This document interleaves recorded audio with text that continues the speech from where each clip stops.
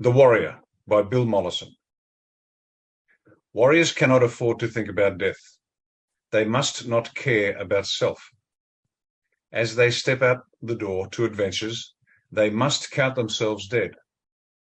Nor can they care too much about friendships, for they have already accepted their death. They are warriors only because they have chosen a dangerous path. They have goals and missions and may be seen anywhere as an enemy, especially if their goals conflict with the goals of powerful people, who are quick to recognize enemies and have power because they are ruthless. A warrior carries no arms, but perhaps a coupe stick to touch the enemy. His weapons are ridicule, taunts, words, for he seeks to humble his enemies with common sense. He would never develop weapons of mass murder or recommend violence, for violence never changes anything, and his goal is change.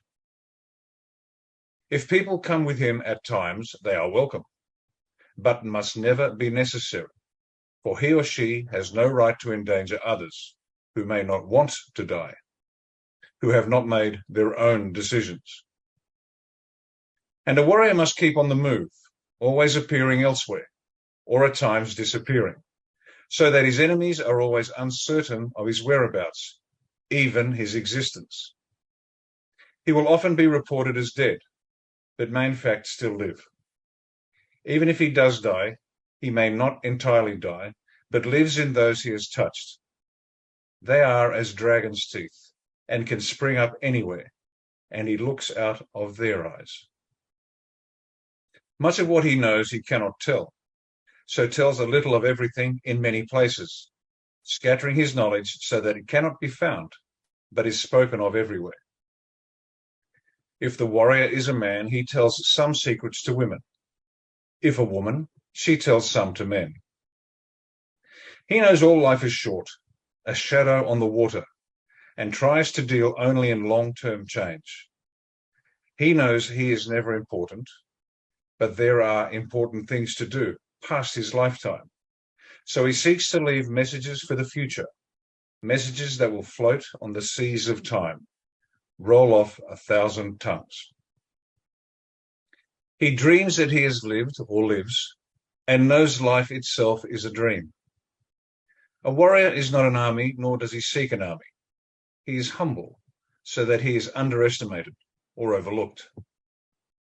He is dangerous only if he wants nothing for himself, so that he lives outside any form of influence, and only so much that he breeds other warriors who are themselves misty, dreamers of the same dream, alone and invisible. He must not seek to change things, but people, and to change them to their advantage, to make change towards a sane and achievable goal. And even if he only partially succeeds, there he has lived, and his dreams are other dreams, even if his name and work are forgotten. He may live in the concepts of others. They become the dreams of the dreamer, and themselves will pass into dreams. God bless the Anzacs long gone.